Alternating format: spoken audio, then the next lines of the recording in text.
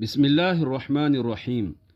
سورہ زخرف کی آیت نمبر 33-34 سے یہ بات بالکل واضح ہے کہ کسی انسان کا مالدار ہوتے چلے جانا بہت خطرناک چیز ہے۔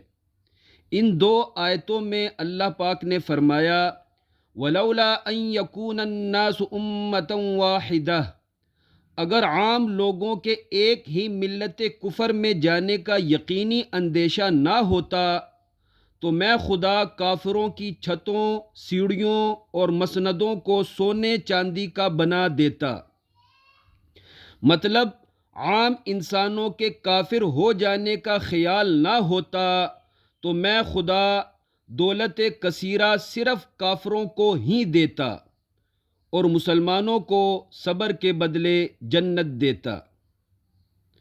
عزیز ساتھیو، نبی پاک علیہ السلام کے امتی ثعلبہ کی حالت پر غور کر لیں۔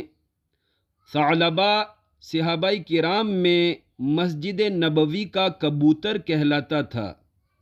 ثعلبہ پورے مدینے میں حمامۃ المسجد سے مشہور تھا۔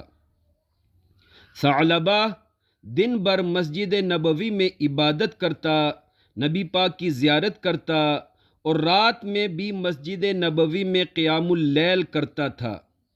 لیکن جب ثعلبہ مالدار ہوتا چلا گیا تو اس کی نافرمانی بڑھتی چلی گئی، حتیٰ کہ زکوٰۃ دینے کو دل نہیں کرتا تھا، اسی لیے زکوٰۃ کو اسلامی غنڈہ ٹیکس کہہ کر کافر ہو گیا۔